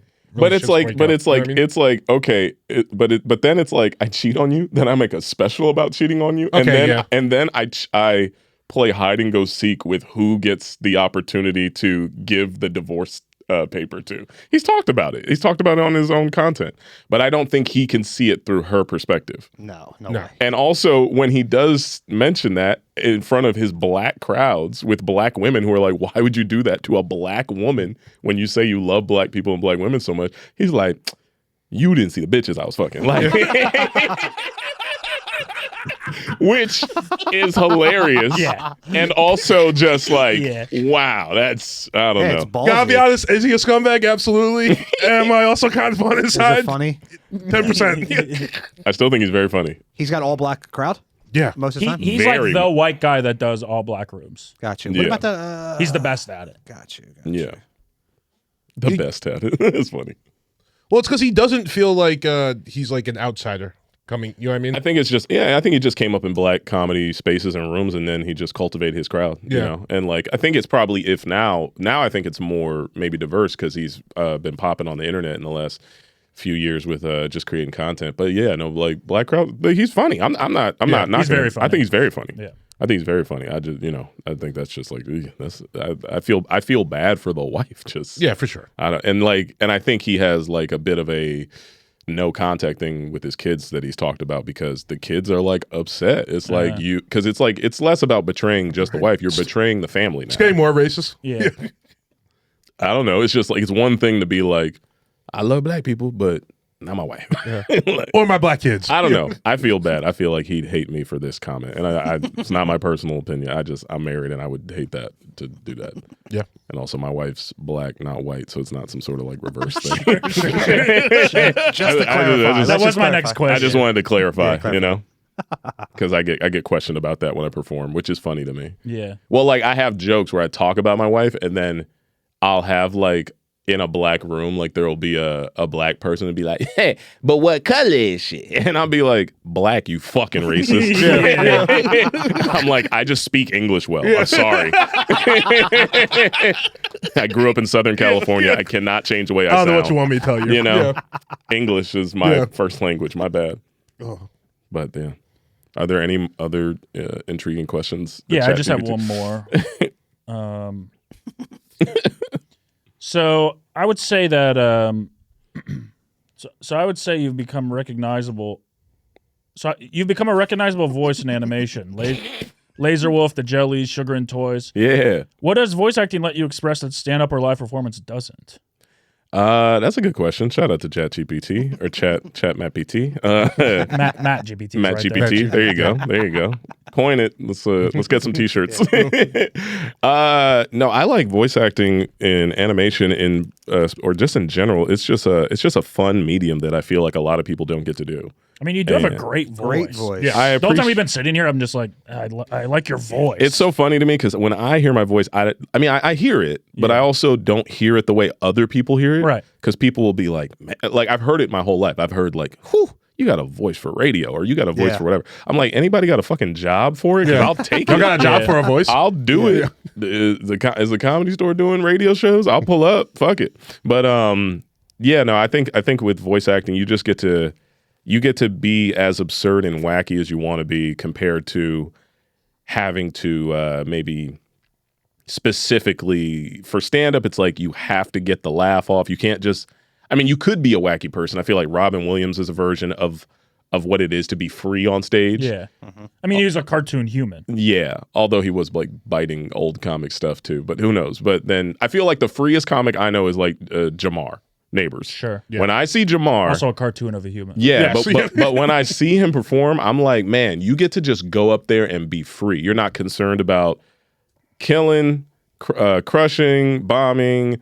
If the joke lands, it's just your thoughts, your feelings, and I'm going live. Yeah. And I feel like that's something you get to express in animation, somewhat within the realm and or boundaries of the script, depending on what it is. Sure. Yeah. But I just don't think you can do that like on camera for acting because the director has their vision and writers have their vision of what you're performing.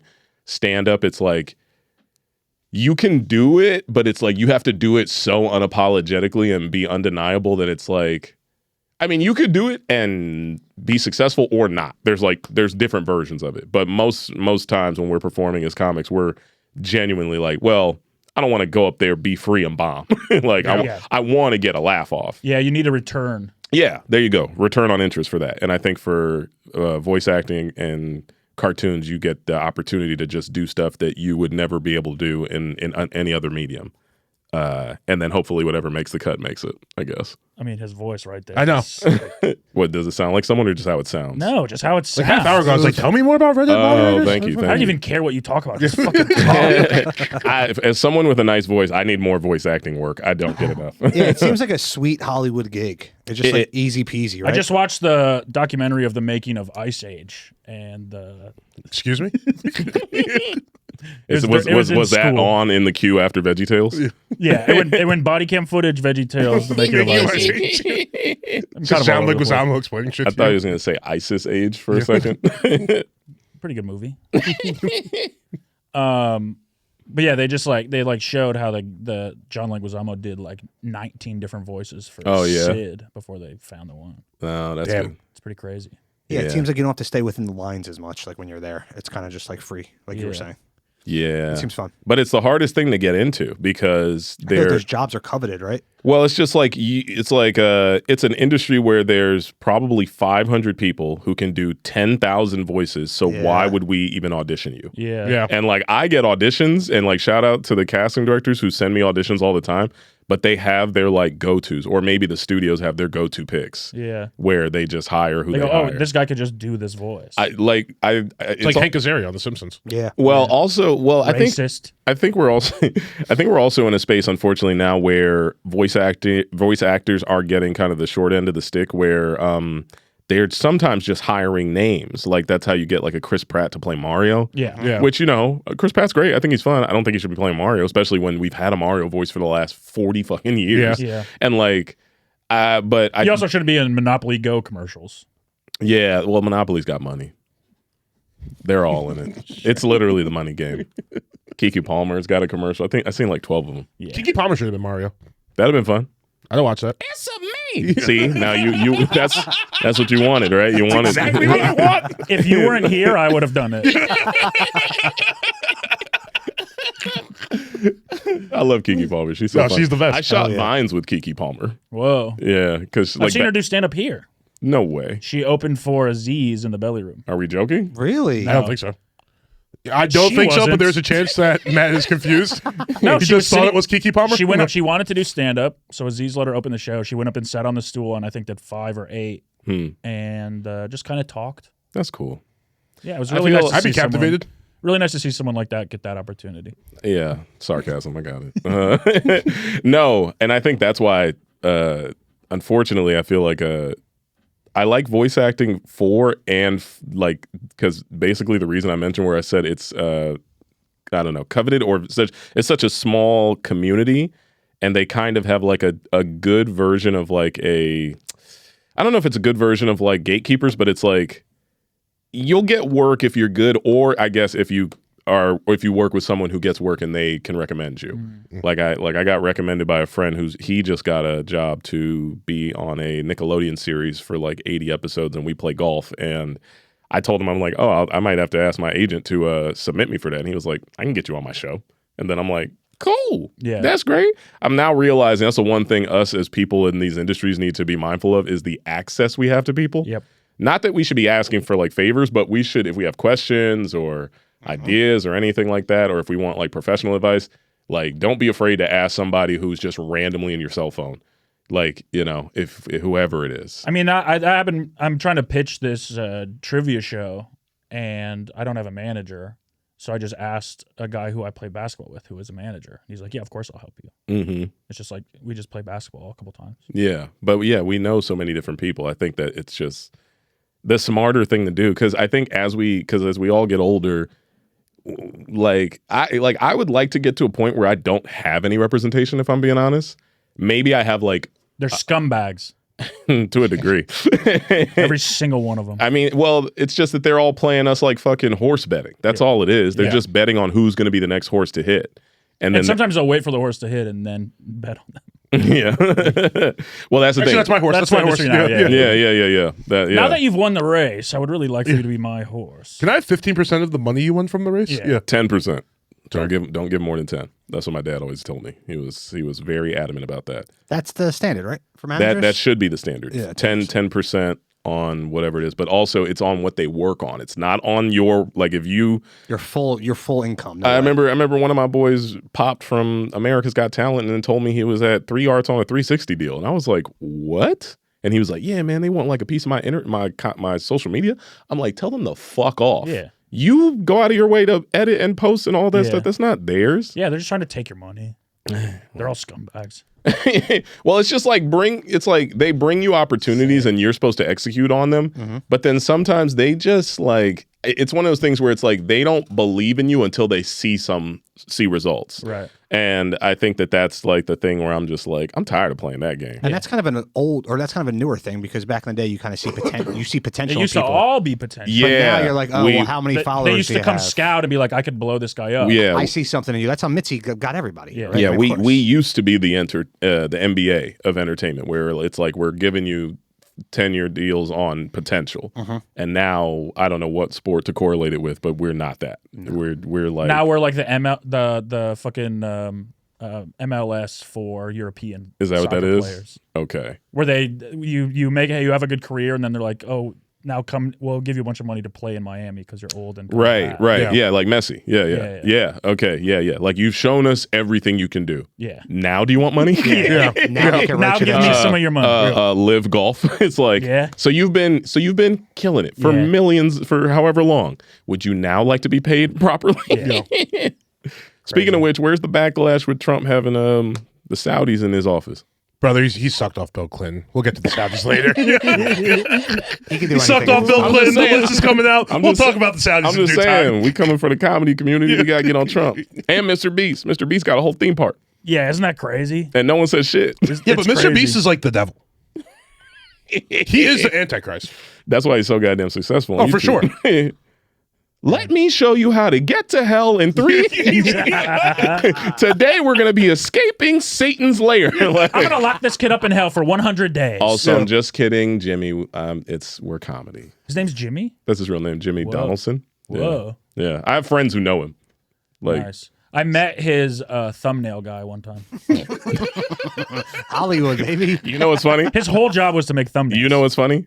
That guy's probably fucking killing it. Yeah. Oh, yeah. Oh, for sure. Killing it. You know what he told me too is they would make thumbnails before the video. Oh yeah, that's what that's his whole mindset is before you even create the video, what is the title and thumbnail? Yeah. Because the whole concept of YouTube is packaging.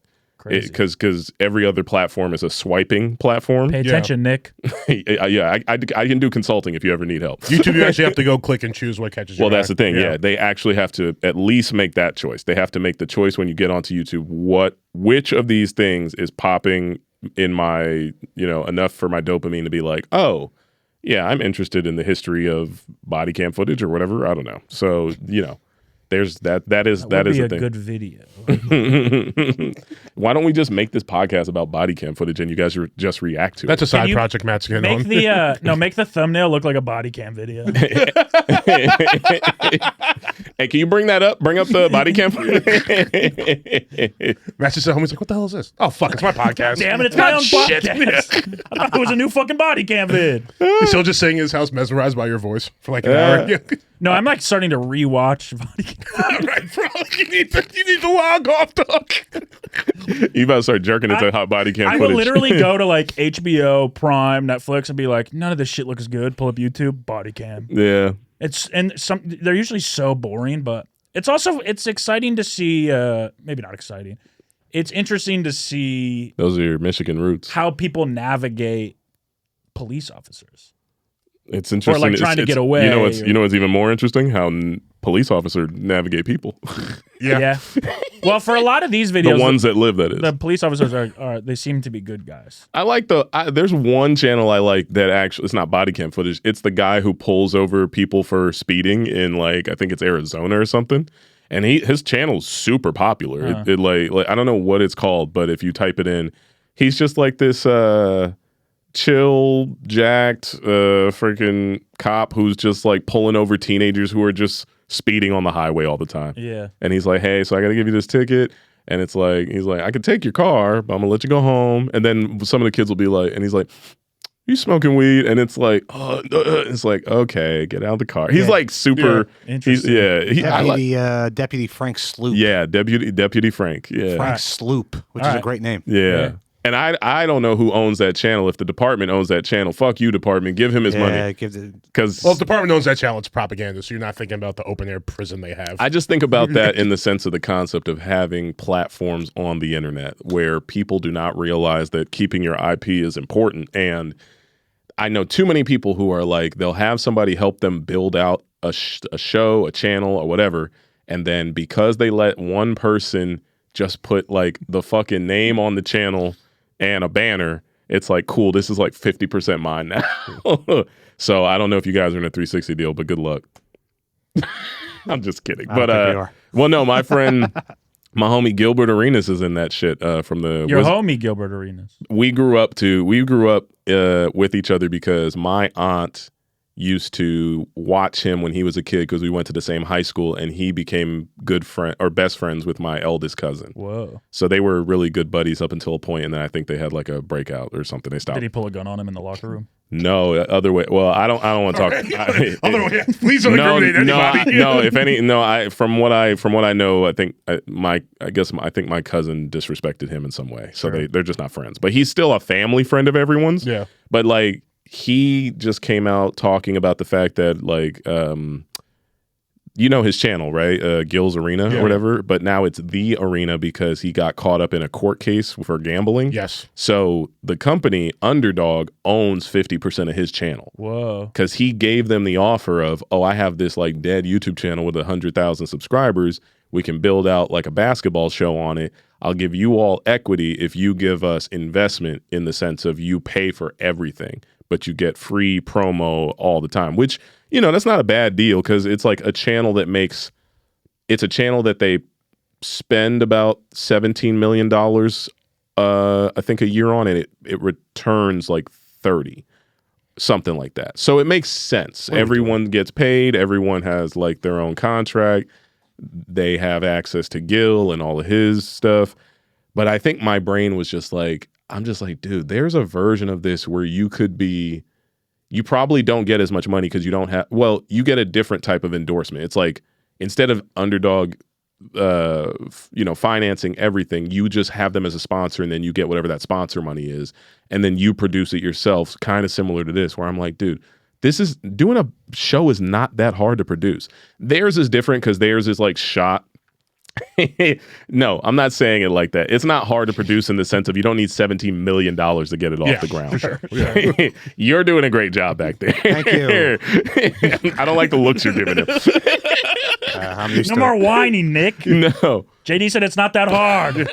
Well, you guys are doing, like, in my opinion, a harder setup. I shoot my podcast live to tape and I live switch when I talk to people. So it's done when we're done. Yeah. Because it's pretty sweet though. It's got a great show. Huh? It's a great show. Oh, thank you. But it's one of them things where I only do that because... Why don't you go work for him? She's just trying to get a real job. I got it. Yeah, dude, I got you. Let's make it happen. Yeah, let me know if you need any help. But that's me. That's because I've been doing content for 15-ish years, and I just look at everything now from the perspective of how can I simplify this so I don't have to do as much post-production. So whether it's like shooting stand-up clips or shooting stand-up sets, I'm like, dude, just like get, if anything, get one shot of you. If you really need a shot of the crowd, if like you think you're going to talk to them, put it in the corner somewhere. And then I like throw it to an editor who's in a different country who like, I think like the rate between him is like, it's very cheap. It's like anywhere between 20 to 50 on a video. And I'll send him like a full hour of me like doing a set. Like, I'm like, bro, I just need you to cut this. And I'll give him notes on how to edit stand-up because he used to edit my gaming channel stuff. But yeah, regardless of that, it's more just, I mean, I don't know. There's ways to do it. I think I like to do it. I like to make content in a way where I'm like, okay, I can hit record, I can stop hitting record, and everything's done. And then Also, if you want to go in, like the main thing you have to edit in is like the intro and the outro. That would be the only other thing, and maybe a graphic or two. But I think I'm just very much like anti-dopamine, like fish brain algorithm nowadays, where I'm like, we should be trying to gather the people who are capable of consuming things past 3 minutes. Yeah. You know, like I think we all work really hard to get the clicks and get the views and all that stuff, but that's cool. But those people don't buy tickets. I think I explained this to a friend the other night. I was like, you can tell who cares about your content based off of like we use Instagram as an example. The people who like with a heart are like passive fans. The people who go out of their way to comment are actually investing more time. They're going to type something. So, okay, that's like tier 2. And then the next tier is people who reshare. They care enough to be like, oh, I want other people to see these people I like. And then your like truest fans are the ones where you see the little mail arrow going off, and it's like 4,000 people cared enough to send this to other people that they thought it was that good. Yeah. Like, to me, that's how you can figure out your tiers of fandom. And it's like, cool, I have 19,000 people who hit the like button, but they would never buy a ticket to a show. Right. Yeah. I have 2,000 people who left a comment, so they feel like having some input on what I'm doing. That's good. Maybe they come out to support a live thing. Then the reshare is like, I support this person and I want more people to come find them. Cool. They come to shows and they buy merch. And then like the last one is the person who does it all. It's like they shared it with someone. They come to your shows live. They want to do the meet and greet. They comment. They comment. They want to be. They want to be. They comment. They want to be a part of the Patreon. They comment on the YouTube. Yeah. Yeah. They're sending you memes at 3 a.m. Hey. Yeah. Whatever happens. They're sending you advice on your content. They're like, hey, now listen, if you cut out this part, I feel like They're writing in the Discord at 3 a.m. Get rid of that fucking producer. He's tiny and annoying. Y'all gonna let Nick understand his worth. No, that's like a gimmick though. Do you ever watch Twitch streamers where they just shit on their cameraman? Yeah, of course. Bruh. Well, like the way you guys are being shitty, the same way, but live. Okay, we're joking. But honestly, no. At least y'all are joking. And but within podcasting and radio, it's a tale as old as time to make fun of the producer. I guess that's the thing. Baba Yeah, Booey. I mean, that's what it is. yeah, that's a thing. But like, I don't like this culture of like, if you watch Twitch streamers, because I stream on Twitch and I've been doing it for however many years. I'm an unk, but I went to TwitchCon recently. TwitchCon, I don't know why I said it like that, but I went to TwitchCon and IRL streaming is the new hot shit. And whatnot. I actually have my backpack in the car where I love Ice Poseidon. No, you don't. I'm so happy I don't know what that is.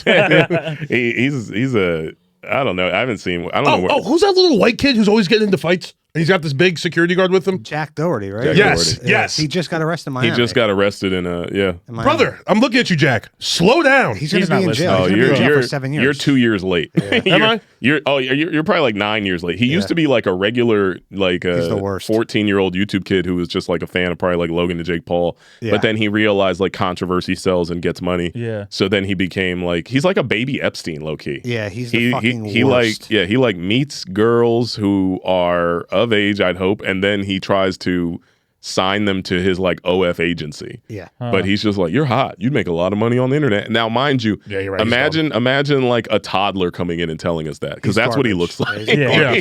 He like Google Gaga titties. Like it's so stupid. He's just one of those kids that like gives you shit like in school and like he's like, oh, you can't touch me. I'm too young. And, like, Yeah, one but of those also faces. The problem is he never got the shit beat out of him That's in school. exactly the problem. And now he has like security guards who stand in the way of him getting the shit beat out of him. But recently he got arrested by police who were like, bro, we'll arrest your big ass too. And then he was like, man, Jack, I don't know what you're gonna do about this one. they got you, Jack. And he's like, what, DeMarcus? No, where are you going? Hey, help! Help!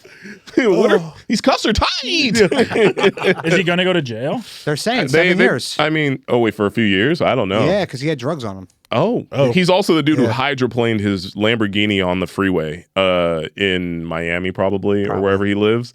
But he was like on the freeway doing like 72 in like crazy rain. Yeah. And it was just like, do you not know how rain how did you get your license? You're supposed 5 miles lower than the speed limit on the rainy days, but I'm an old head. So I'm 36. I was doing 70 last night on the highway to get to a concert. No, 70 SUV. No, but in the rain? Yeah. It was on the 405. I almost got hit on Saturday night. Coming down Laurel Canyon, a Jeep was next to me, and I don't know if they just weren't paying attention, but they came too close and then tried to cut back and totally did a 360 across the road. You saw that happen? It was right next to me. They were like inches from my car. Did they not hit anything? No. Wow. I don't know. I got the fuck out of there. It was at 3 a.m. Jeeps are insane. I had a Jeep going up Laurel Canyon go around me because I was going too slow for them. Yeah. I was in an Uber that did that once.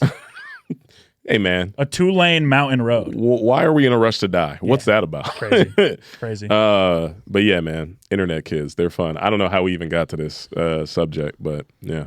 IRL streaming. Oh, yeah. IRL streaming. That's basically Nick says we have to wrap it up. Oh, man. How long is y'all's podcast? We should do an hour 15. We're like 15 over. I'm a sexy episode. I love that. This is great. Nice. Yeah, thank you for coming. Do you want to plug your stuff? Lazor Wulf, the Jellies, all shows Tim that and are Randy, or whatever. Tim and Randy. Yeah, go watch all the shows that got canceled. That I did. Tales. I watched Lazor Wulf. It was fun. Yeah, it was a good show. Yeah, it was fun. I was glad to do it, and that job came randomly because I know that one of the producers and he knew the creator, and I just came in to do a voice. What do they call this? Audition. No, I didn't audition. It was called a scratch audition. It wasn't an audition. It was like, we need someone to come in and read the lines because we don't know who this guy is, who's going to play this voice. And my friend was like, well, you do a lot of voices. He was like, I feel like if you nail it in the room, he might just book you. And that's what happened. That's great. Yeah, that was great. And that's another scenario of like, just call your friends who are doing shit. Yeah. Because like your agents aren't going to get it for you. I think that's my first issue. Yeah. You don't have any friends. It's like, I got to get friends. I don't have friends that are doing anything. Yeah. That's a lie. They're all the same as me. Then get out of your close circle of friends and go to the successful ones because you are mutuals with successful people. He is. Yeah. Santino, what are we talking about? Tim Dillon. Let's go. Yeah, like we all know of all of the people. It's just that a lot of them don't need help. But yeah, a lot of them don't need help, and when they tell you to ask them for help, and then you ask them for help, they act like you're annoying them, and why are you asking them? Yeah, that's true. Go silent. I texted like so many people in 2023 because I was really low on finances, and I got cut from a job. I got race swapped. Never had this happen before. Wow. I got race swapped on a job. It was interesting. What'd you get swapped with? White person. But sorry, mind you, it wasn't like I had to audition for this job. I was offered it. Yeah. Offered the gig, supposed to play like the face of this product or this company, and I wouldn't have mind if they actually communicated with me. That's what bothered me, is the fact that would be like me offering you a weekend date and then you come to the show the weekend and I'm like, oh, my bad. I don't even say, oh, my bad. He's already on stage doing the hour. That's what it was. Damn. So I call it getting reverse Little Mermaid is what happened, because that's what I like to call it. Because like everybody was so upset about Little Mermaid, but I was like, hey, man, I was in the position where I was already the mermaid. I didn't have to. I had to fight for this shit. But no, it sucked because I literally had the job. We went and shot like 15 short commercials for social. We did like 15 30-second ads, and it was like me. David Koechner was in it, Stephen Tobolowsky, and from Groundhog Day, and I was the guy who was the face of the brand until I'm sitting there, and this is like October. I'm waiting. I'm thinking, oh, cool. They'll let me know when these things are done, and they edit them. And then the brand comes up on my TikTok in like February of the next year. And I'm watching the ad, and I'm like, oh, this is the thing. I did it. Oh, this is going to be cool. And then halfway through, I'm like, where am I? And then I see, halfway through, Jeff Dye just pops up. You're like, God damn it, dude. No, it was another well-known actor though. And then I watch it, and I'm like, and I'm not mad at him. I'm just like, oh, the company's racist? That sucks to learn. Do you think that it's revenge for Jake from State Farm? Because you guys took him from us. He used to be a schlubby fucking white guy. I don't know why, but they spinned him off in the first ad. They had him come back, and then you saw that, right? No. Well, I auditioned for the Jake from State Farm thing too, and I got a call back, but I wasn't available to do it because I had a meeting at SNL. I thought SNL made more sense. Yeah. I had like a one-on-one with Lauren, And I was like, a one-on-one with Lauren or going to LA for a callback for a thing I probably won't book. Yeah. I was like, I think I'll go talk to Lauren. Yeah. Yeah, and it was like via recommendation from like Letterman because Lauren's like, you should have went to State Farm. No, and also it's like I sat with Lauren for like 45 minutes, and I know people who have been on the show who never talked to him. Sure. So I was like, this seems like a better. Yeah. But also I did send in for the callback at least a tape. I was like, hey, here's a callback tape. But it didn't matter. The guy who was directing the first round of commercials had the homie who is Jake from State Farm now. He was going to get him no matter what. He was going to be like, well, this is the guy I want. And he was going to like pitch that to brand no matter what. Damn, that's real life. Dinner with Jay-Z or $100,000. I'm taking that. $500K? No, 100. That was like a big argument on Twitter. No, I know that. It's the $500K versus. It's $500K. It's $500K or dinner with a pedophile? What's the first course? I don't condone anything that's being said because I don't have any of the legal information on what they're talking about. But also, even Jay-Z said, like, man, take that money. Yeah. But I would. I don't know. Yeah. I'm not in the music industry. Yeah. True. But either way. All right. Well, thank you for coming. Thank you for having me. Oh, plug? Yeah. Say your Instagram or YouTube. Everything on social media. Snapchat. Everything on social media at JD Witherspoon. I should be the first JDW to come up, I would think. And coming soon, I have a podcast called Ad Lib where I sit down and chat with people. You can check it out whenever it's out. I think it's going to come out in like 2026. Hell yeah. Next year. Appreciate it. I'm taking time. Stay tuned. Stay tuned. All right. Thank you guys for listening. We'll see you next week. Yeah. Peace.